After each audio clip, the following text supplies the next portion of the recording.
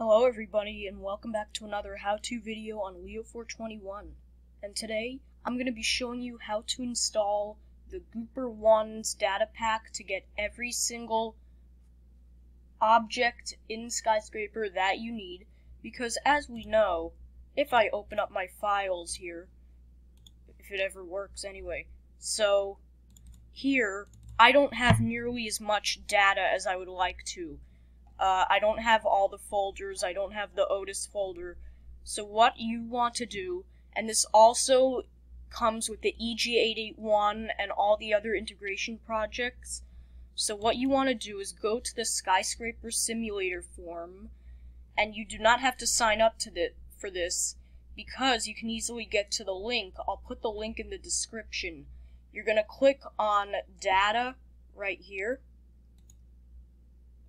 and go right here where it says Gooper1's data pack, and you'll click there, and click on the link here, and I will put this link in the description, or if you just want to type it, it's called Gooper1datapack.weebly.com. So now we're going to click this option, download G1DP, and click on download the full G1DP. And we will click on this option right here, and there it is. So now, yeah, this will take some time, so it'll take about 5 to 4 minutes, so I will be right back. It takes about 1.9 gigabytes of your space, so I will be back once this finishes downloading. So now that my file finished downloading, notice that this is a 7Z file, short known as 7-zip. So you have to download this right here. I'll put this in the description, called 7-zip, which is like a RAR extractor. You can download 7-zip or WinRAR for this to work. But yeah, I would just click on the 64-bit option if that was for you. But of course you could click 32 or the ARM architecture. So now we're going to open this. I'm actually going to go into Files to open it and go to my downloads and go, where is it, right there. And we're going to click 7-zip and click Extract to. And this could take a little bit of time, but I might just keep the recorder on. But you can see it's going to give me all of those details. So I think 7-zip is very fast, in my opinion. And then once this is done, yeah, it's going pretty quick. And of course, when you go here, you could get another option of data from Google Drive, and you can download there. But I just find it's way more convenient and faster to download the 7-zip file. And of course, this is all safe. There is no virus included. So yeah, really excited about that. And yeah, so now let's go continue to the process. See how this is doing. Pretty much there. So I hope this was helpful. And now what we're going to do is, once this is finishing, it's so close and it's taking forever to get to 100 here. It's at 95%. I may pause and be right back. Okay, that actually took a way longer than I thought it would. It took over like another 2 minutes for that to finish. So anyways, now that we've done that, it's in a regular folder. And what we're going to do is go in here and copy all these folders. This works on Linux too and Mac if you are using Mac. And go into the Skyscraper folder and paste it. And let's see. Yes, I want to replace this. You're always going to want to replace this, because some items may not show up. That's why I always click replace. And then here it can take some time. But now you can see we have the integration projects as well, so there will be no downloading, no extra downloading if you have to. It's all in this one folder.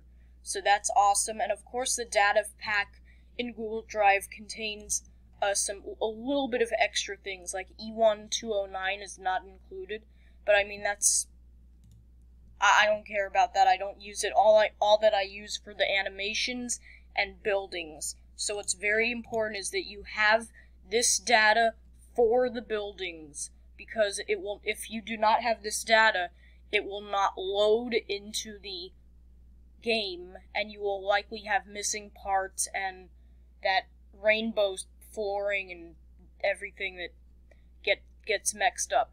So now what we're gonna do is I'm gonna run a test project once this is done. And the last thing I do want to do before anything else happens, if it shows up anyway,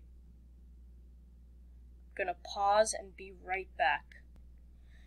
Okay, so now I am just going to skip this because, oh, you know, I'll just, let's skip that.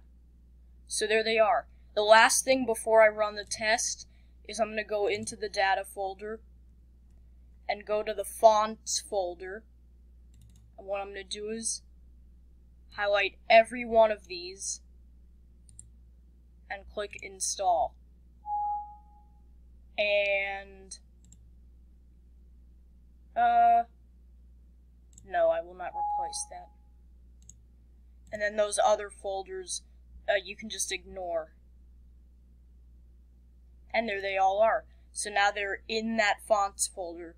So now if I want to check, I'm going to go, well, I'm running Windows 7 right now, because I refuse to use Windows 10 as much as possible, because Windows 7 is just more faster. So anyways, let's go to that fonts folder, and they should all be there. Like, let me just preview the Digiface. What on earth? Oh, there they are. Yep, Acme, they're all there. So now we're going to run the test. Let's open up Skyscraper. And I'll lower my volume just a little bit so it doesn't come blasting.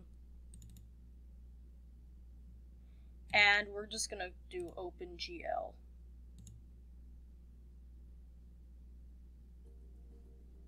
And you probably can't hear this. I'm just going to open up the Elevator Museum.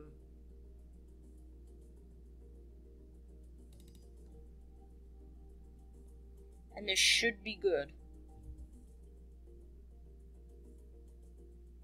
Sorry about the lagging, it's just because I'm running a recorder.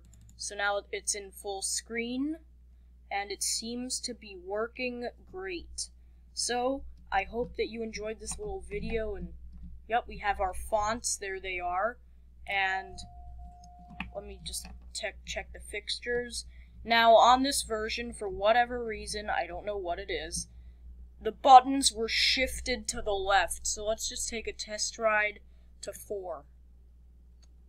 Sorry about the lagging, it's because I have so many apps open. And 4 opens up here. So I hope that you enjoyed this little tutorial video, and thanks so much for watching. Uh-oh, yeah, I'm freezing a little bit. Thanks so much for watching. I hope you enjoyed this video, and when you're done, you can just close this and make sure you go to that folder. So, that's going to be it. Thanks so much for watching.